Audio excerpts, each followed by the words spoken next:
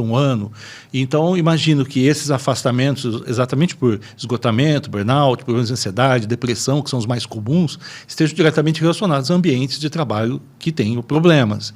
E, para você, o número de causos, situações, né, denúncias, tem aumentado, ou é porque as pessoas estão mais violentas no trabalho ou porque só estão mais informadas? As duas coisas. Mas a NR tem fundamento absolutamente imbricado com o aumento do número dos afastamentos. Eu queria falar desses afastamentos sob duas óticas. Primeiro, é ruim para todo mundo. É principalmente ruim para o empregado que se afasta. Adoece, é ruim para ele.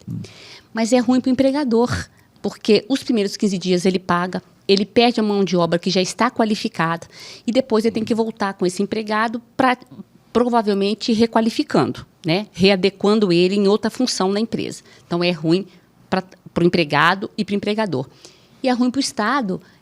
O Estado vai ter que bancar esse empregado a partir do 16º dia. E é ruim para nós.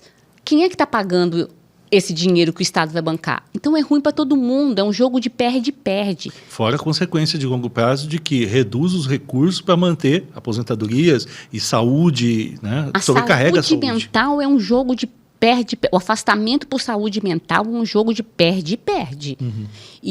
O aumento é exponencial. Os números que justificaram a criação da NR são muito grandes. E o ambiente de trabalho, quanto mais a internet vem, a inteligência artificial vem, mais eu sou cobrada, o ambiente de trabalho é muito propício, né? Eu lembro que quando eu fui aprovada no concurso, nós fazíamos cerca de 50 sentenças por mês. O relatório desse mês saiu ontem. Eu estou fazendo 183. Uou, é muita coisa. É muita coisa, porque antes eu pegava a sentença para fazer no meu ritmo, era físico. Eu pegava lá a quantidade, o papelzinho, o bloquinho amarelo, era no papel amarelo, primeira instância, levava 50, 51, e sem modéstia nenhuma, eu sou uma juíza muito produtiva. Dá para reparar que eu sou imperativa, né? Falo rápido, mexo a mão. Eu sou uma juíza muito produtiva. Fazia 50, 53. 180 agora. Por quê? Porque agora no PJE, eletrônico, não sou eu que vou lá e busco. Cai na minha caixa. Cai na minha caixa, eu sou imperativa, estou vendo lá, eu faço. Eles vão me empurrando, o sistema vai me empurrando. Quer dizer, ou eu faço meu esporte, ou eu ouço minha música, ou eu tenho uma atividade, ou eu adoeço. A quantidade de colegas adoecidos é imensa, ou quem está prestes a adoecer é muito grande. Porque eu tenho uma atividade que até hoje tem me mantido sadia, que são esses garotos, essas garotas que eu vejo sobrevivendo. Mas quem não tem, Tulsi, está adoecendo. Porque não sou eu que escolho o processo que eu faço, só vai empurrando. E quando está perto do prazo, começa uma bolinha vermelha, me avisando que está chegando o meu prazo. Então, o ambiente de trabalho pós-internet, pós-eletrônicos, é muito adoecido.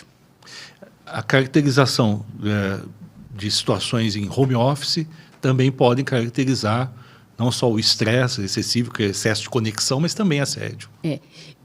Porque o empregador, ele sabe o tempo todinho que eu estou trabalhando. Às vezes as pessoas pensam assim, está em home office e está longe do empregador. Foi levar o cachorro para tomar banho. Não é isso, né? No nosso caso, por exemplo, enquanto você está acessando o PJE, o sistema sabe o tempo todo que você está com o PJE aberto, né?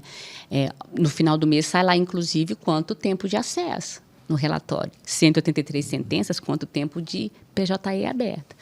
E o empregador aí pensa que você está em home office, qualquer hora pode te mandar mensagem, né? Esse direito à desconexão você perde com o trabalho home office, né? Já que está lá. E a gente vê mudanças nas relações de trabalho e tudo mais, e a gente poderia caracterizar relações de assédio moral entre empresas? De uma empresa para outra? Considerando que a gente tem uma pejotização enorme hoje?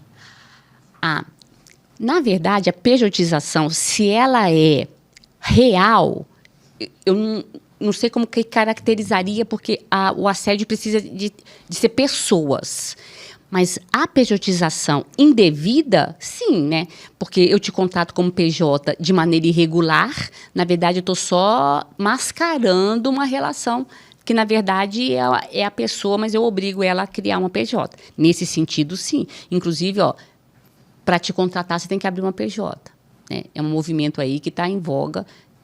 Eu tenho um contrato de emprego, mas te obriga a fazer uma PJ, te dispenso. E é uma forma que tem vindo muitos processos na Justiça do Trabalho dizendo, depois a pessoa pede para reconhecer o vínculo desse período. Tem sido muito comum.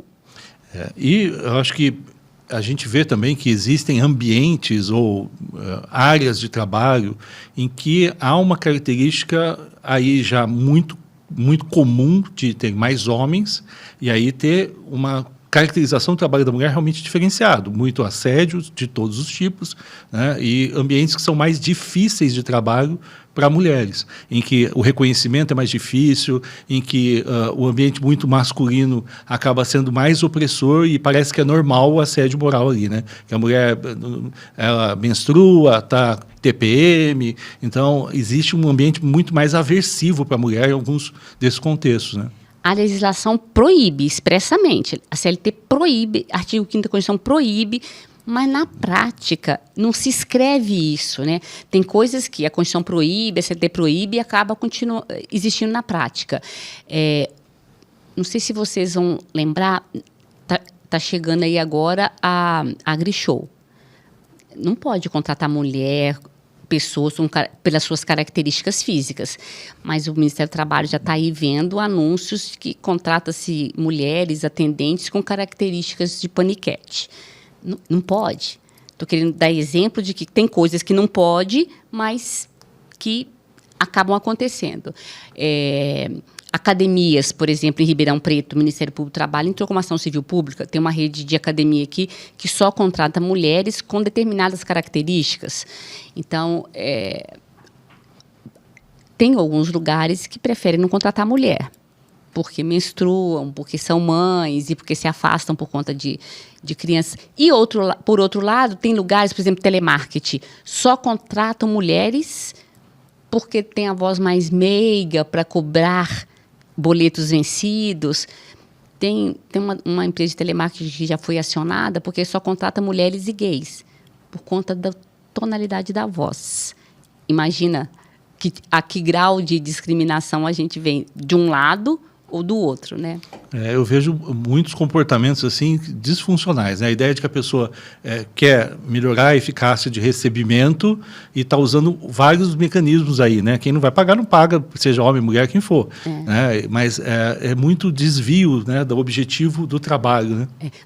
Dessa cobrança, eu raciocino assim, é porque a mulher é mais cordata ao ouvir um não do cliente. Não sei, porque eu imagino isso. Na hora que a gente vai ficar bravo com o cobrador, com o telemarketing, a mulher é mais socialmente domada para não apelar, para não ficar brava com o atendente. Socialmente, nós somos assim formadas, né? Mas não tem homem nesse trabalho. Praticamente não tem homem, a não ser nos cargos de gestão. São outras características difíceis, né? Agora, o ambiente de trabalho traz relações, né? As pessoas se conhecem no trabalho, onde passam boa parte do tempo, formam-se amizades, e tem as situações em que os amigos, um vira chefe, né? E aí distinguir, né, o que é uma brincadeira de amigo e um assédio passa a ser uma questão, né? Por isso, os cargos de gestão têm que ter letramento. Essa distinção é muito importante. Também essa semana, sem citar nome de empresa, na semana passada eu instruí um caso em que, mesmo antes de virar chefe, as brincadeiras entre colegas, eu instruí um caso entre 2 garçons que uma se disse assediada sexualmente e o outro falou, mas era só uma brincadeira entre amigos. Então, a gerência, a gestão desse restaurante tinha que ter explicado o que pode e o que não pode. Quando eu instruí e vi o que aconteceu, para mim foi claro que não podia. Para mim foi claro que não podia. Mas penso assim, com reuniões NR1 poderia cumprindo a NR1, poderia ter sido feita uma roda de conversas periódica a cada semestre. Essa é uma brincadeira que não pode fazer. Brincar de encostar na coleguinha não pode. Abraçar por trás não pode. Se ela disse que não quer, é não. Explicar o que não é não. Sabe, esse tipo de coisa? Então, mas o que o gerente fez na época? Falou que era mimimi, que ela estava precisando de um abraço de um homem forte, que fazia tempo que ela não era abraçada. Já passou para misoginia, para machismo. Então, penso que a NR1 vem numa boa hora, para todo mundo se letrar. Para mim, pareceu tão óbvio que não podia fazer, e essa menina pediu demissão, se afastou, está se tratando, porque todo mundo começou a ridicularizar, chamá-la de homossexual, que ela não gostava de homem por causa daquela brincadeira. E o garoto que fez olhava para mim falando assim, mas fiz só isso. Eu vi uma geração de jovens perdida. Então, assim, a NR1 vem numa boa hora. Como você falou, se não há uma clareza pela informação, tem que ter pela regra. Pela regra. regra. A regra que o traga. E eu faço uma discussão sempre, às vezes, chata, que